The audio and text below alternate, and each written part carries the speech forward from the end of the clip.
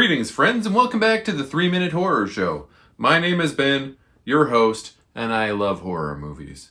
In fact, I watch the bad movies so that you don't have to. You're welcome.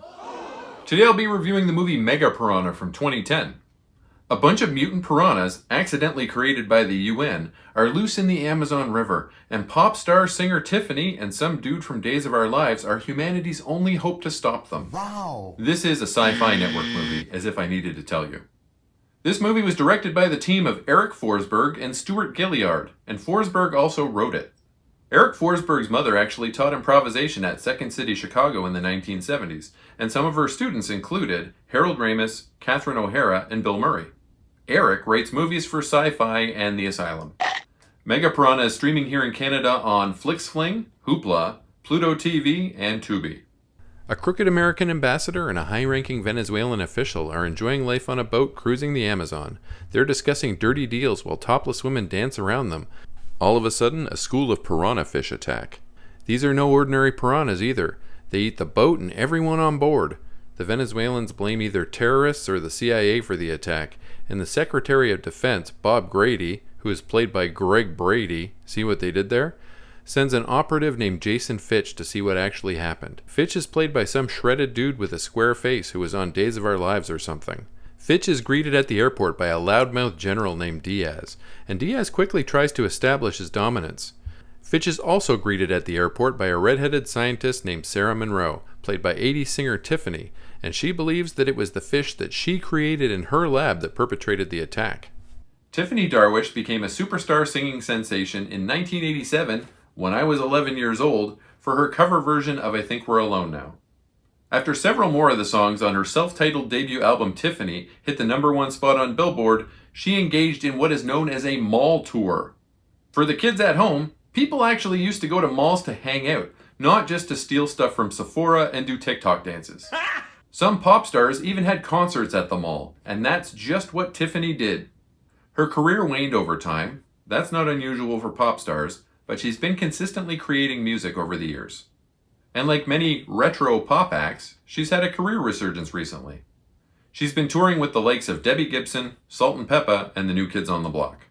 Fitch and Diaz get into it a bit because Diaz tries to big dick Fitch all the way back home. But Fitch notices the pieces of the boat they find are all chewed up, not blown up. Fitch decides to do a little investigation of his own, and he's attacked by a giant piranha. Fitch is no baby, so he manages to kill the thing. Now he has proof that the giant fish exist, and he can bring that back to Tiffany. Her and her cohorts pull some samples, and they determine that it is one of theirs. They were experimenting on piranha, modifying their genetics in order to make them bigger and meatier so that they'd produce more meat protein to feed poor countries. Turns out that now they have 2 hearts, thick armored skin, can survive in salt water, and can reproduce asexually. Oh, and they get bigger as they eat too. When I was a young child, growing up in Canada in the 1980s, I believed that piranhas were a major threat to my life. Cartoons, am I right?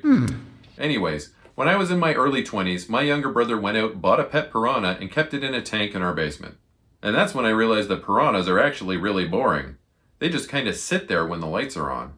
In fact, the threat that piranhas pose to human life is very small. They occasionally do attack, but when they do, they usually just cause minor injuries to hands or feet. Fatal attacks have occurred, but they are exceptionally rare. And despite what cartoons would have you believe, they can absolutely not skeletonize a human in seconds. Although, that would be pretty cool. So this sucks, and the piranha are going to spread all across North America within 48 hours, so they have to be stopped. Canada should be safe though, at least according to their map. Diaz has an idea. Shoot up the fish with machine guns and bombs from the air. I don't know about all that, seeing as how they're fish, but they try it anyway. They accidentally blow up the dam that was the only thing holding these fish back from taking over the world, and off they go. Fitch gets Greg Brady to help him mobilize some boat strikes from an American gunship as these things hit the ocean, but the fish eat the ship. Lol. Fitch and company fall back to a military command post in the ocean, and they nuke the fish. No luck. Will anything be able to stop these piranha as they hit the Florida Keys and start launching themselves into buildings and stuff? Will Fitch kiss Tiffany? Spoilers. Yes, he will. This movie, while terrible, reminded me why I love bad movies. The plot was full of holes, it was full of hammy acting, and the CGI was some of the worst I've ever seen. But I consumed it with glee. I would recommend this movie to anyone on any day of the week and twice on Tuesdays. You right. Watch it, really drink it in, and let me know what you think in the comments. This might be the best worst sci-fi movie I've seen to this point. I rate Mega Piranha a 7 out of 10. What? As always, a link to my letterboxd appears in the video's description. Please leave me a like, comment, and subscribe, as it really does boost my engagement, helps my channel grow. Smell you later, nerds.